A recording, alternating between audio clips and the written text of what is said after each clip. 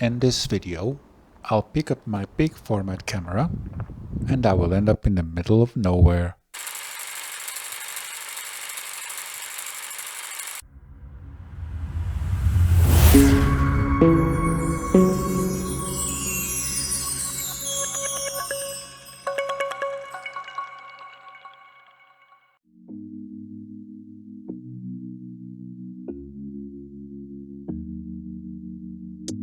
So one of the things I like to do is to pick up my big format camera and to go out and shoot megalithic monuments.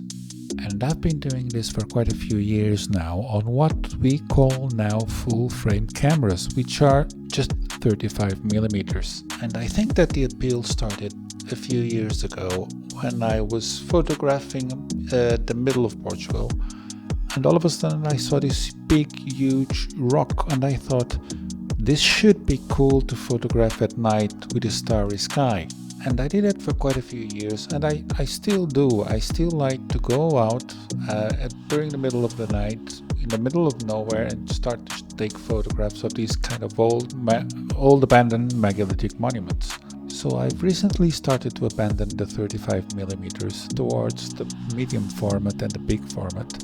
So I think it's about time to start to photograph this in really, really big negatives. So a thing that normal people don't know is that big format is very, but very expensive. And you can only take 2, 3, 4, maximum 6 to 8 shots per trip, meaning per day.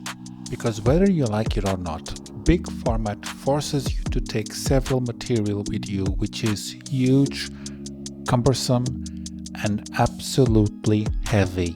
And it's not that I am complaining, because I don't like to complain, but this is a huge load just to take 2 or 3 shots, which, let me tell you, I normally take at least 3 shots.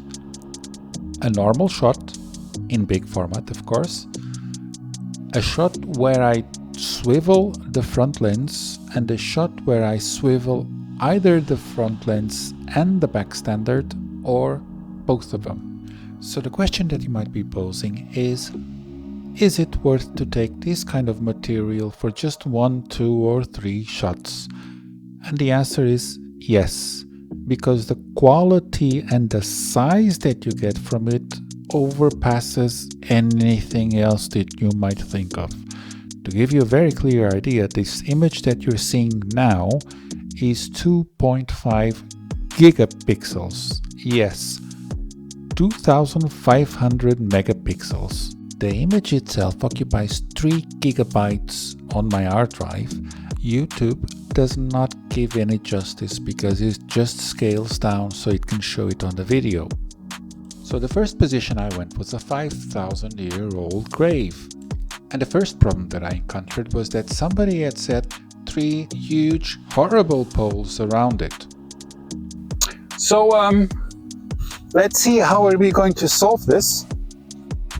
Shooing all the flies away.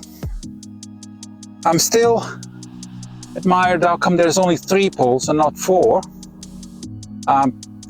Logically there would be another one over here, which would make things symmetrical and logical to make this advisory and protecting the place itself. But somebody nicked it, and well, what it is, only God knows, or he does. So let's set the thing. I only have the 90mm with me. So I'm just going to fast forward the thing, because 20 seconds of me setting up a big format camera must be one of the most boring things that you'll ever see today. Which does remind me, if you have some time left, just press the button down below. That means the button to subscribe to the channel. Nevertheless, hold it for a little bit more. Hold it. Don't go and visit other channels. Stay with me, and I'm done. Yeah, I need to move in closer so that the grave is a bit more predominant on my shot. She's okay-ish at the moment, but it's not what I had in mind.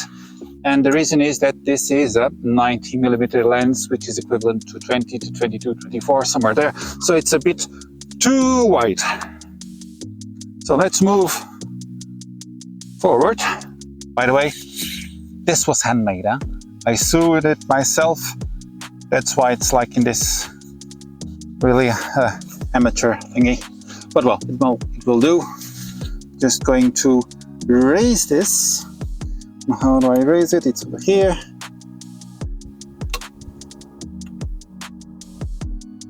There you go. This should be just fine. Let's just do this and that's it. Okay, that's much better. With this I can work with. All I need to do now is tilt this frontwards, not sideways. Sideways, this is just fine. Oh, I have one of these stupid little poles over here. Well, anyway, I'm going to put it out of focus. I just don't like that pole. Well, this composition is not bad. There are two poles over there that I can see, but they are almost neglectable. Yeah, to be honest, I'm going to do one.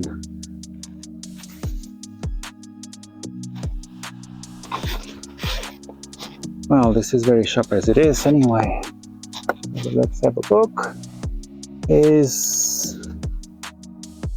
Could be better. Yeah, just want that stupid little pole. That one over there. And now comes a really funny part, which I always tell my friends, and they normally don't believe me. I normally can guess pretty much accurately the photometry of the place. So I have my photometer with me. I have a Fomapad 320, and at 250, this should be an F16. So let's see if I'm correct or not. So I'm going to put this at 320. Going to put this at 250. Let's see.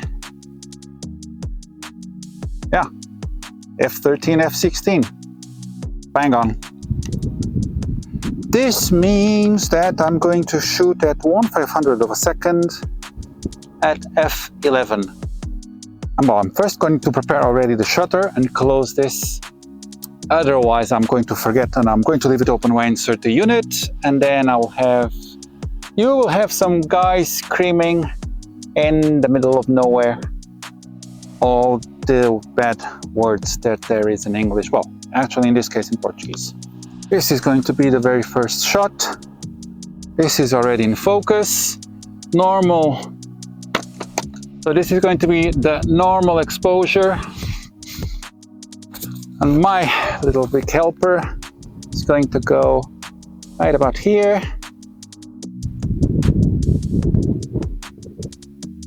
Still closed. Let's see if this is shooting. It is. So first exposure going to occur now.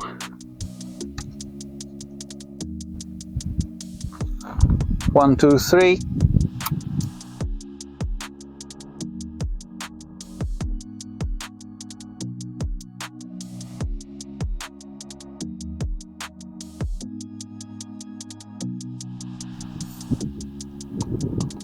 There you go. Anticlimax. People were thinking of a lot of sparkles coming out, but no. Just a click. And a normal average one at that, because to be honest, I was expecting a little bit more. But I guess you win some and you lose some, so it's time to move to a next location. Over there in those houses, there's an abandoned house to the left, there is a small house, and then there is a group of trees. Underneath that group of trees, there's a really old Roman mausoleum over there, just the remains. I tried to photograph it several times, but the house is rented, and the rented guy that is living there, he doesn't want to speak with the owner, so I don't have the authorization to go there and shoot it. But it's really a nice one.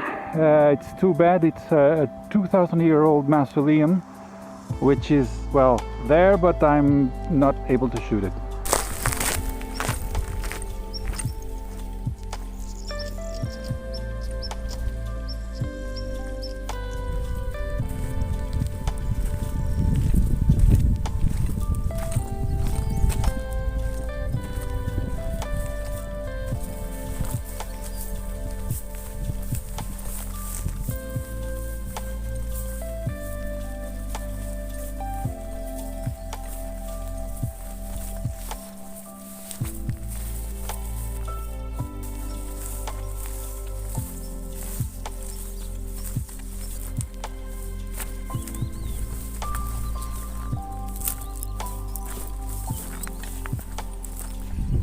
Need to see where the sun is, because I don't want to shoot into the sun, as then I would have to edit the images. Oh, there's a stork in there. That's cool.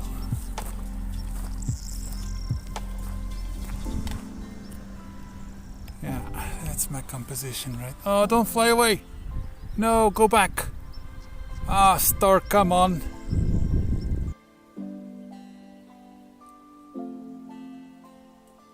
So now you might be wondering, why am I approaching the mill when I am perfectly able to guess my exposure from afar? The fact is that there was a huge stench of cadaverine. So you're going to notice that I'm going to stop at the entrance, and I'll stop because there is a small snake in front of me. And when the snake crawls away, I see a dead sheep inside the mill. Another thing that you should be aware of is that dust actually affects the shot. So here you see me with a brush cleaning the outside of the holder. And as I've said countless times before, this is not run and gun. This is very, very excruciatingly slow process. And what you see now in my hands is the actual film loader being inserted in the camera. And now you're going to see me removing the dark slide, therefore letting the film be free inside the machine, ready to be shot. And now the shot has been taken, I will insert the dark slide back in the holder, therefore being able to remove the holder from the camera. Now the next shot will just consist on a very slit, narrow focus on the nest, the window and the door frame. So now I'll be taking my second exposure, front lens shift, and I also need my loop, my special friend Lucy's loop, and I'm going to, where are you? I'm going to open the shutter and put this at f5.6. So everything is in focus. I know that the camera lost me, but everything is going well as I want it. So here comes the film that I should use. So which side are you on? It's this side. This means 1500 at f9, f10. So let's see if I can go 500 f9. Hey, 500 f8. That's not bad. Yeah. 1500 it is at f8. At f8. So let's go for the anti-climax thingy, because normally people expect a huge flash to come out, but that's just not true. No flash whatsoever. Cop the shutter. There you go. 1, 2, and 3. And as you can see, there is a narrow focus in the center of the image, with the left side and the right side being completely out of focus. And exposure done. And again, I'm going to speed up the whole process because this is extremely lengthy, and I have an even more boring process coming up, which is manually develop the films. So you've seen the easy part, which is me doing the video, and when I press the shutter the photo appears, which actually isn't so. When I do this, this creates a latent image on the film, which then I need to develop. And this is even more boring than it sounds. I do this, however, because I get all the control over the processing of the film. So I have an idea of the image that is there in the latent image on the film, and then I just need to turn this image physically real. Once again, many thanks for watching this video. Please do hit the subscribe button down below, and I will see you next time.